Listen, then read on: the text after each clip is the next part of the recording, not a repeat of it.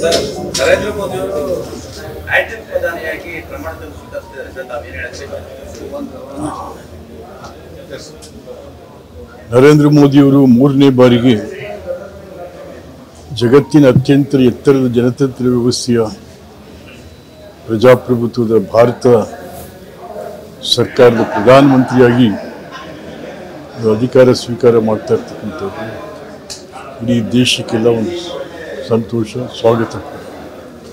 ಅದೇ ರೀತಿ ನಮ್ಮ ರಾಜ್ಯದಿಂದ JDS ಹಿರಿಯ ಮುಖಂಡರು, ಮಾಜಿ ಮುಖ್ಯಮಂತ್ರಿಗಳಾದ HD ಕುಮಾರಸ್ವಾಮಿಯವರು ಕೇಂದ್ರ ಸಚಿವರಾಗಿ ಕೂಡ ಇವತ್ತು ಪ್ರಧಾನಮಂತ್ರಿಗಳ ಆಹ್ವಾನದ ಮೇರೆಗೆ ಅತ್ಯಂತ ಹೆಚ್ಚು ವಿಶ್ವಾಸದಿಂದ ಕೇಂದ್ರ ಸಚಿವರಾಗ್ತಾ ಇರ್ತಕ್ಕಂಥದ್ದು ಕೂಡ ಬಹಳ ಸಂತೋಷ. ಅವ್ರಿಗೂ ಕೂಡ ಶುಭಾಶಯ. ಒಟ್ಟಾರೆಯಾಗಿ ರಾಜ್ಯದ 28 ಜನ ನಮ್ಮೆಲ್ಲ ಪಾರ್ಲಿಮೆಂಟ್ ಮೆಂಬರ್ಸ್ಗೂ ಕೂಡ ಶುಭಾಶಯದ ಶುಭಕಾಮನೆ. ನಮಸ್ಕಾರ. ಸರ್, ನರೇಂದ್ರ ಮೋದಿ ಅವರು ಹ್ಯಾಟ್ರಿಕ್ ಪ್ರಧಾನಿಯಾಗಿ ಪ್ರಮಾಣದಲ್ಲಿ ಸ್ವೀಕರಿಸಿದ್ದಾರೆ ಸರ್, ತಾವೇನು ಹೇಳಕ್ಕೆ? ನರೇಂದ್ರ ಮೋದಿಯವರು ಮೂರನೇ ಬಾರಿಗೆ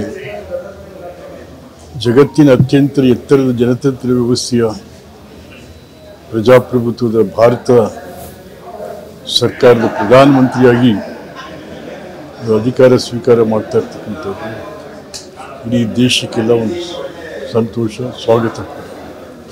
ಅದೇ ರೀತಿ ನಮ್ಮ ರಾಜ್ಯದಿಂದ JDS ಹಿರಿಯ ಮುಖಂಡರು, ಮಾಜಿ ಮುಖ್ಯಮಂತ್ರಿಗಳಾದ HD ಕುಮಾರಸ್ವಾಮಿಯವರು ಕೇಂದ್ರ ಸಚಿವರಾಗಿ ಕೂಡ ಇವತ್ತು ಪ್ರಧಾನಮಂತ್ರಿಗಳ ಆಹ್ವಾನದ ಮೇರೆಗೆ ಅತ್ಯಂತ ಹೆಚ್ಚು ವಿಶ್ವಾಸದಿಂದ ಕೇಂದ್ರ ಸಚಿವರಾಗ್ತಾ ಇರ್ತಕ್ಕಂಥದ್ದು ಕೂಡ ಬಹಳ ಸಂತೋಷ. ಅವ್ರಿಗೂ ಕೂಡ ಶುಭಾಶಯ.